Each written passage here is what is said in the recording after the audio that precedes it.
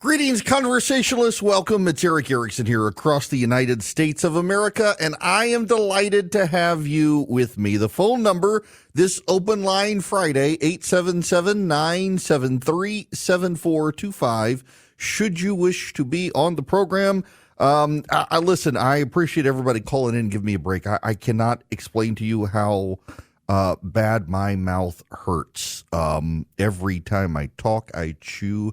I haven't had good solid food since Wednesday because of these stupid. I think I got to go to the orthodontist and tell him to take these things out. This is just ridiculous. I'm literally every time I speak. If you're just tuning in, let me reset for you. Have braces.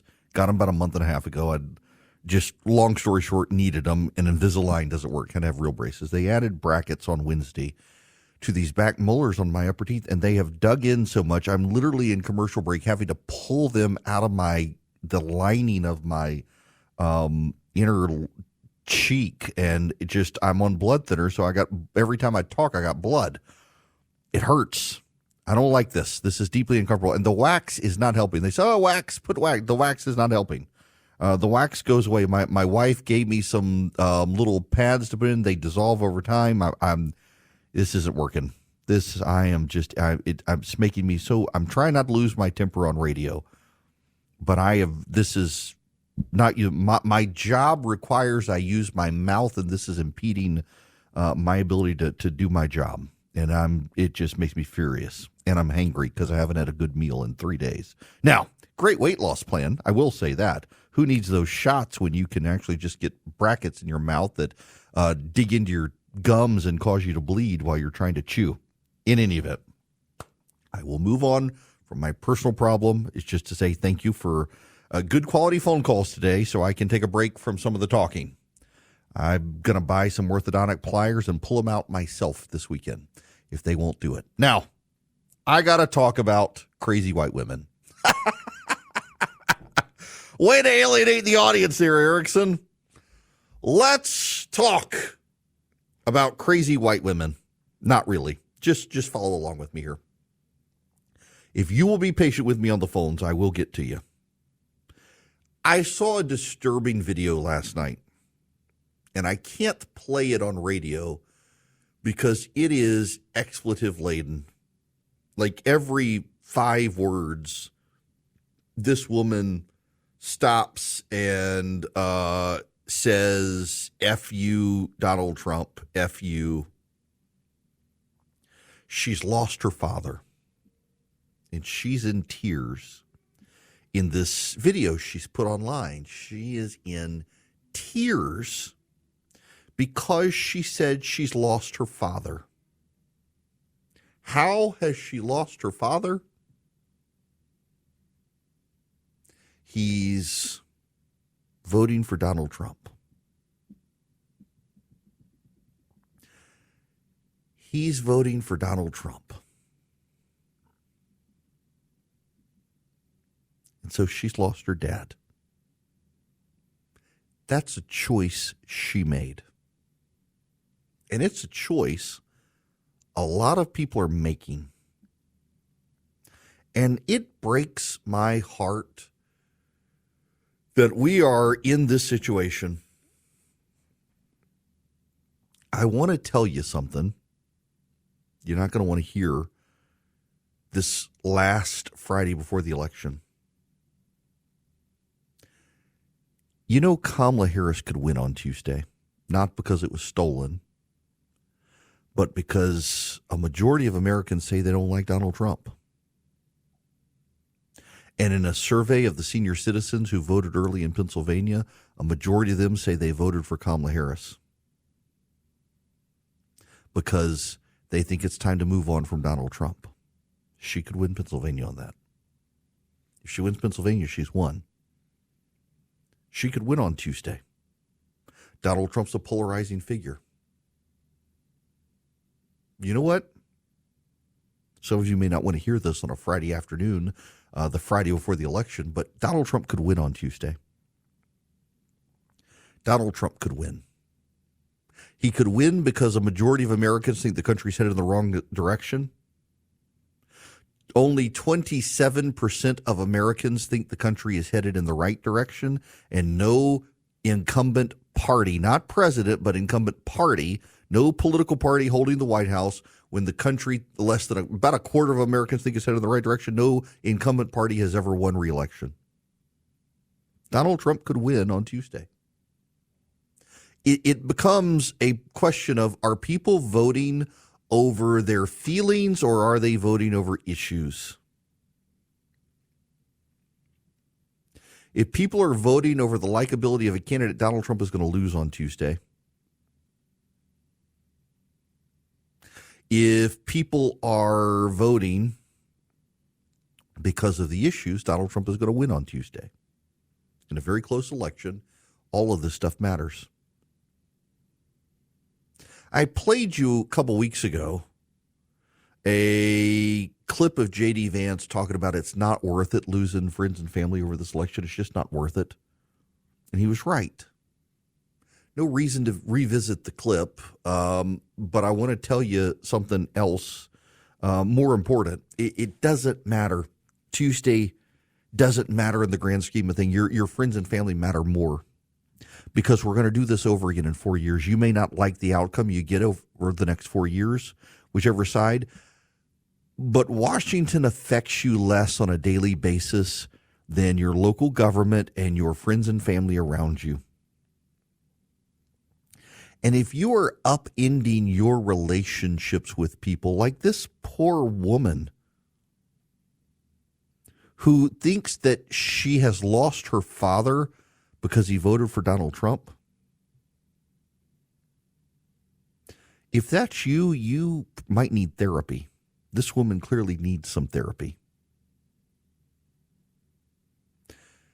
Part of what's happening here, too, is all of the data overwhelmingly shows that white women who are progressive are suffering disproportionate mental health issues from everyone else in the country. In fact, progressives generally are suffering more mental health issues than conservatives. But white people who are progressive are suffering disproportionately than even black people who are progressive, and white women are suffering worse than white men. We see this playing out with news anchors on television. White progressive women tend to be in the anchor chairs these days, and we see it playing out with them. The stories they cover and how they cover them, the hysteria about Donald Trump, we see that playing out. We see this playing out in TikTok videos. People are not in a good headspace. People need God, and they've got government instead. They've got idols.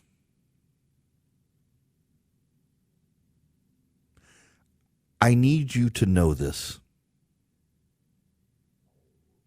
I need you to internalize this. Whoever wins on Tuesday is only going to be there for 4 years. Resist the temptation to scream that that's not true. Resist the temptation to scream that it's the last election, because every election is the last election. It's what they say every 4 years, and it's not true. And promise me, if you can't bring yourself to believe me, that in 4 years you'll remind yourself I was right and you were wrong. We're going to do this all over again in 4 years. And some of you who right now say this is the end of it, this is the end of the country, this is the end of it, you're going to in 4 years say this is the end of it. Now, this time I'm right, this time I'm right.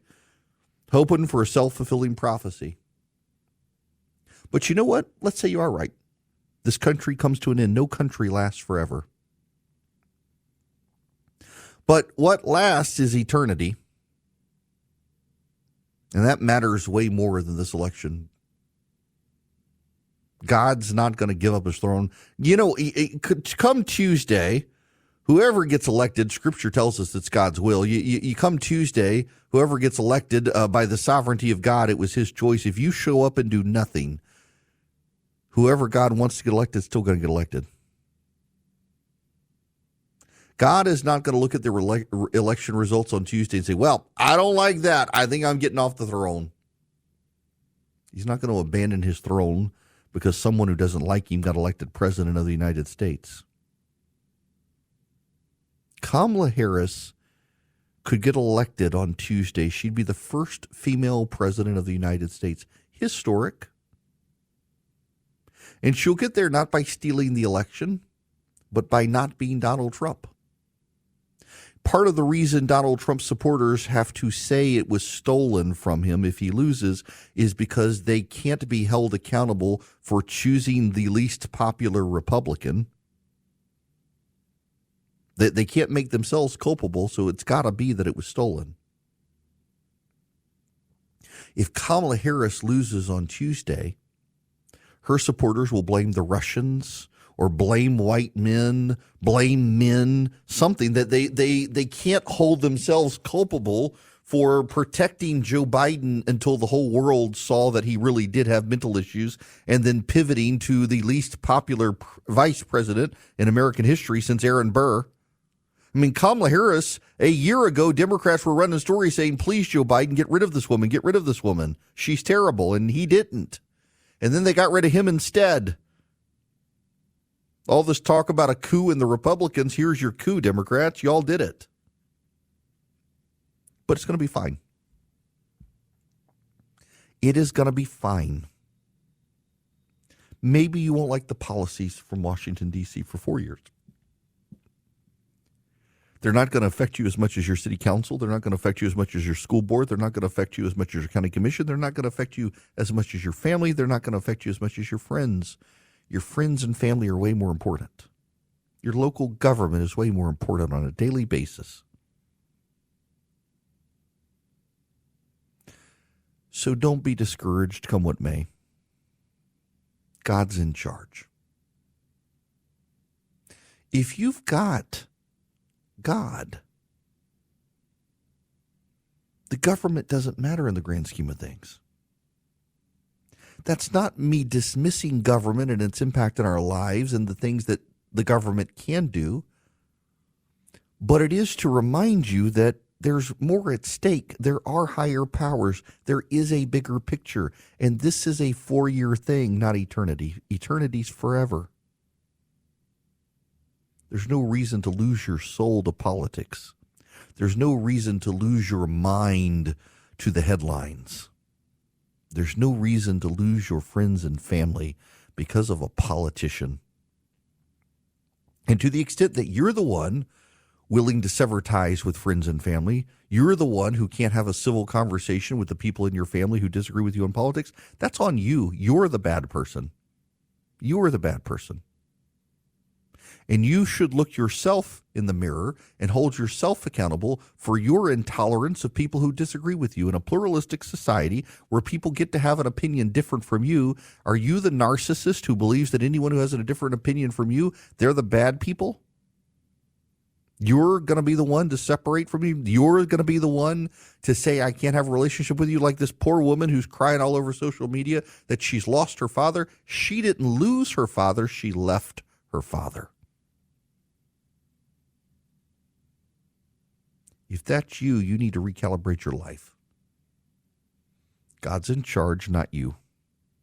Whoever he wants to be president will be president. His will be done, not your own. But he's not getting off the throne. Everything's going to be fine. Your job is not to go vote for president. You get to. We're blessed to be able to. That's not your job. Your job's to love your neighbor. And if you can't because of politics, you're to blame, not your neighbor. Welcome. It is Eric Erickson here. And yes, you can be on the show. It is an open line Friday. Let me go to Lee's phone call here. Welcome. How are you? I'm doing great, Eric. Thank you. Really interested to hear your take on Hugh Hewitt leaving the Washington Post. I was looking and I saw the video of where he stormed out when he was on the whatever it was, production with Jonathan Capehart. Yeah. And I wondered if you had seen that, and I know you know Hugh Hewitt, and what do you think about it? Yeah, okay. So for those of you who don't know, Hugh Hewitt is an occasional columnist at the Washington Post. He doesn't have a weekly column. It's somewhat irregular, but he is a columnist there. And he does this podcast with Ruth Marcus and Jonathan Capehart, two liberals against a conservative. And they were talking about fake news and whatnot, and then began to make a series of statements about Donald Trump that were not true. So Hugh Hewitt corrects them and says, we may be opinion columnists, but we do the news, and the news is that Trump was concerned about something in Bucks County, Pennsylvania, and it went to the courts, and the court said he was right, and he won. He had every reason to be concerned about it. The court said he was right. Then same with Virginia. It was the Supreme Court agreeing with Virginia about non-citizens. And so Jonathan Capehart, who is a hyper-progressive, comes on and says, I'm not going to be lectured by Hugh Hewitt, who comes on and says fake stuff all the time. And Hewitt just got up and says, I'm done. This is a ad for the Democrats. I'm done with it. Walked off the set. The Ruth Marcus's video feed froze. It ended very awkwardly. And now Hewitt says he's done. I don't blame him at all. I will tell you this, Lee. I was asked a year ago by the Washington Post to enter into an agreement with them to move my daily email to the Washington Post. And I said absolutely not. Because you're controlled by a bunch of progressives and you would be controlling my income stream. If I handed you over my daily newsletter and took it off Substack, you could cancel me at any time. And I had no doubt that they would. There was no way I would trust them. So I don't have a problem with you. The fact that the Washington Post keeps around people like Jennifer Rubin and others. And look, I've got some good friends who work there. George Will, I think the world of him. But the Washington Post really needs to clean house with the progressives. All right, I got to tell you, the Eden Pure Thunderstorm is a great product. I use it. My sister actually is taking advantage of my deal. She's going to EdenPureDeals.com and put in Eric3. You can too. ERICK, the number 3 at EdenPureDeals.com. So it's an air purifier. It gets rid of dust and pollen, and it's filterless. So you don't have to keep a filter subscription. It uses electrostatic plates, but where I use it, where it shines, odor elimination.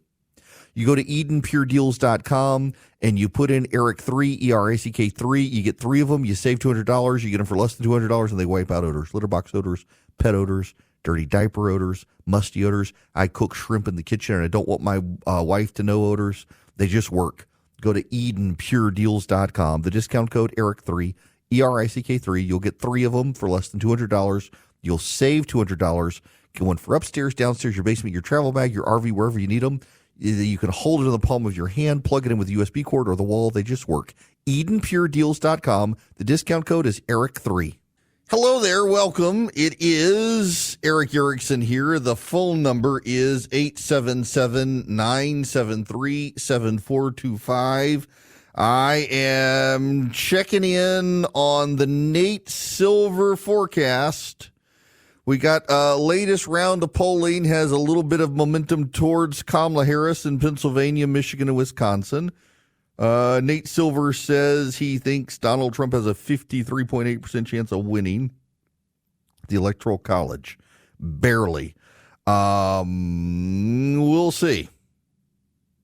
There is a late momentum shift in the polling towards Kamala Harris at the end. Just you can see it, trend lines in the polls. Even down to the state level, there's a little bit of a shift to Kamala Harris here at the end. But does it matter with all the early voting? We don't know. It is such a tight race. If you're going to vote, you can like in Georgia, for example, where I am. Today's the last day of early voting. If you don't vote today, you got to show up on Tuesday. A lot of other states you can vote tomorrow, and in some states Sunday as well. We will see. We will see. Right now, I want to go take some phone calls.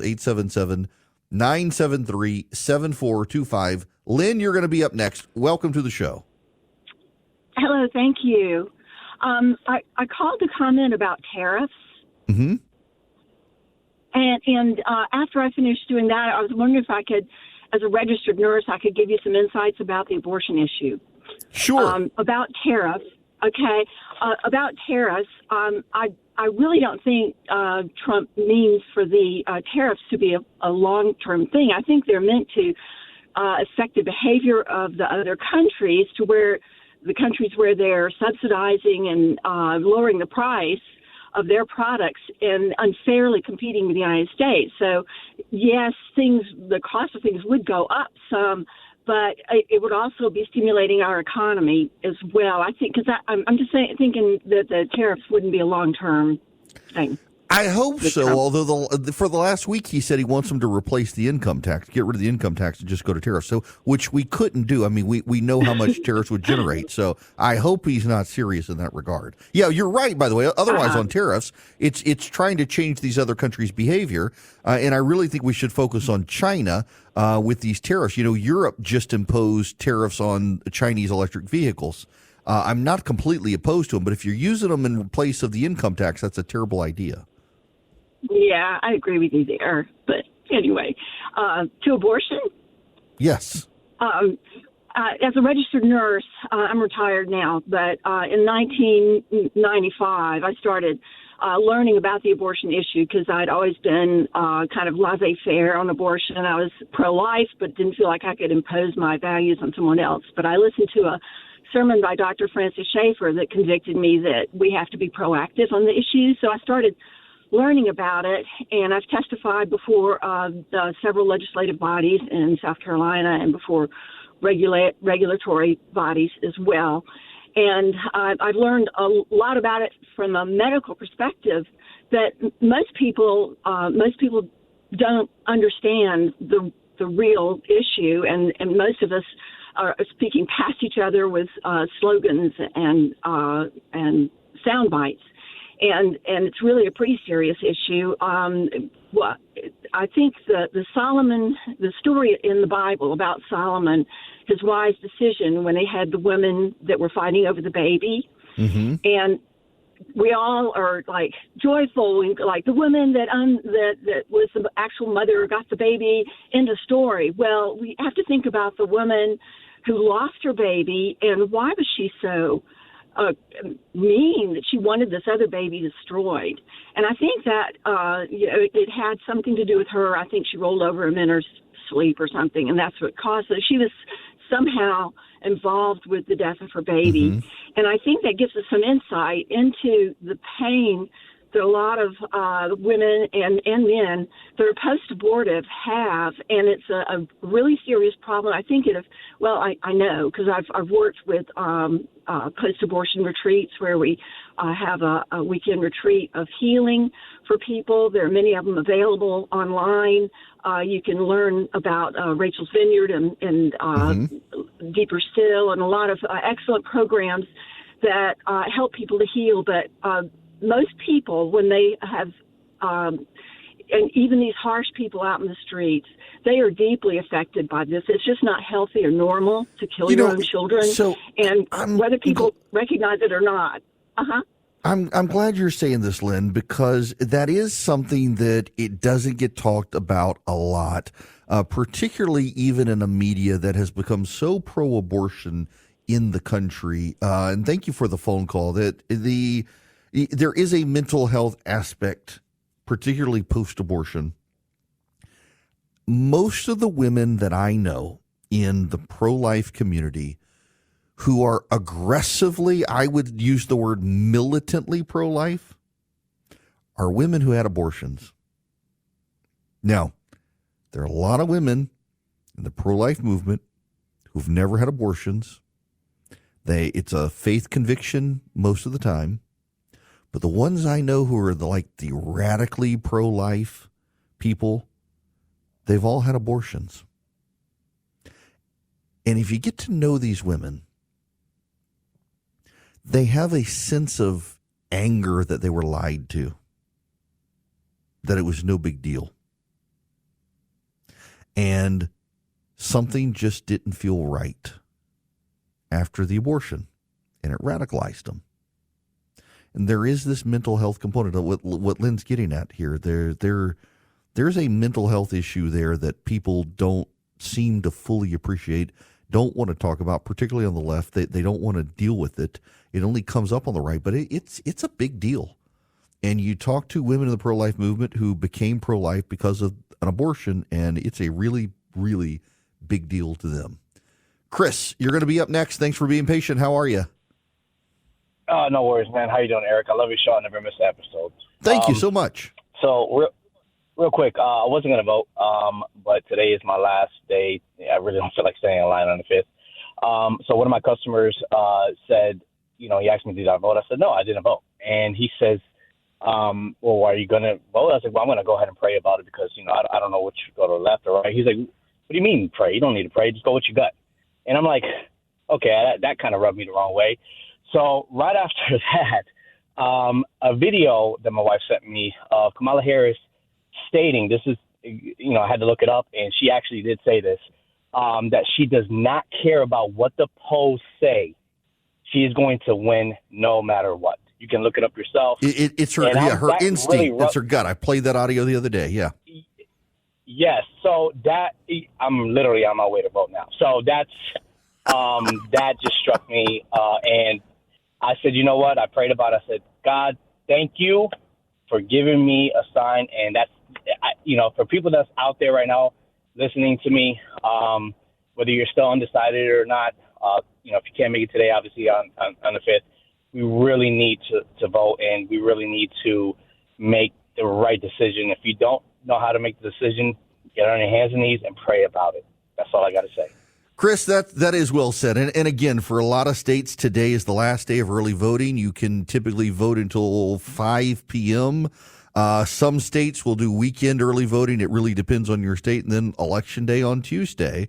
I had a lady who emailed me and stopped saying we should all vote on Election Day. I personally do think that all Americans should stand in line together on Election Day, whether we're sweating or freezing or getting rained on. We should all stand in line on one day and do our civic duty. Now, that's not the way it works in this country, and I realize that. I think it should be, with very limited exceptions for infirmities and things like that for absentee balloting, like it used to be, frankly. But if we're going to do early voting, which we do, I think 2-3 weeks is enough. This voting since September, think about everything that has happened in this country since September, and then realize people in Pennsylvania have been voting since September. It's wild to think that people have been voting for that long, given the ups and downs in curves in this country. Albert, you're going to be up next. Welcome to the show. Welcome, Mr. Erickson. How are you? I'm great. Thanks for calling in. All right, sir. I wanted to chat with you about the long-term impact of the election. Okay. It seems to me that you had said that it was, 4 years, and after that we can regain our ground, so to speak. But what worries me is the long-term implications with people like China and Russia and Iran and others involved who are far, far, far beyond the 4-year limit. So whatever we do today is going to have a long-term impact. Well, yeah, the presidency does shape particularly foreign policy longer than anything. But my point is that this isn't going to be the end of the country. If you don't like what you get for the next 4 years, you're going to do it over again in 4 years. Stop internalizing that the country comes to an end if your side doesn't win. Both sides tell themselves that every single election that, oh, my God, if I lose, this is it, the end of democracy, the end of the republic. The other side's going to win and cling power, and this is going to be it. The country's going to be fundamentally destroyed. That's not true. I mean, you're right that presidents have long-term impact, particularly on foreign policy, where the president has more power than Congress when it comes to foreign policy. But when it comes to the day-to-day operations of government, not so much. And when it comes to whether or not this country is going to come to an end or not, definitely not. We're going to do this all over again in 4 years. If you continue to fatalize this election, it becomes a self-fulfilling prophecy. And it is not a coincidence that in this country, as fewer people go to church now, there is a direct correlation to the number of people who believe that if my guy doesn't get elected, it's the end of the world. If you're grounded in something other than politics, you don't have that worldview. But if you're grounded in politics, that's the only worldview you have. That the election is it. If my side loses, it's the end of the world. And that's simply not true. In 4 years, you'll be doing it all over again, constantly whipping yourself into existential frenzy. Darren, you're up next. Welcome to the show. Eric, I'm telling you, it's a pleasure to speak with you. You've grown on me. When I first started listening to you a couple of years ago, I was like, I'm not so sure. And the more I listen to you, you've grown on me like a good fungus, man. Well, listen, I will be your fungus. That's a compliment. I wanted to tell you we're glad to have you on down here in Florida from noon to 3. Thank you. On WOKV here in Jacksonville. We listened to Rush ever since I was like 18 years old, and so we're glad to have you here. And so I got to know, your thoughts are so profound on many different ways that I have been able to take your thoughts and share them with Democratic friends, Republican friends, and I'm kind of like you. I really wish I'd had someone else to vote for. But I chose the lesser two evils, and you said it really well when you said that you're not voting for Trump, you're voting for the people that Trump surrounds himself with, and I've used that many, many times over the last few weeks, and so I'm happy about that. My question is for you, how do you think the media is going to handle the next 72 hours? What kind of truth are we going to get? Or are we just going to have to listen to you on Monday? So, listen. Darren, thank you very much for the kind words. I really do appreciate it. And the truth of the matter is that in the next 48 to 72 hours, the media is going to do exactly what it has done over the last 24 hours with this Trump comment on Liz Cheney and exaggerated. To his credit, Jonah Goldberg is a CNN political commentator. And Jonah Goldberg reacted on CNN this morning to Donald Trump's statement about Liz Cheney and the firing squad. And let me read you his statement.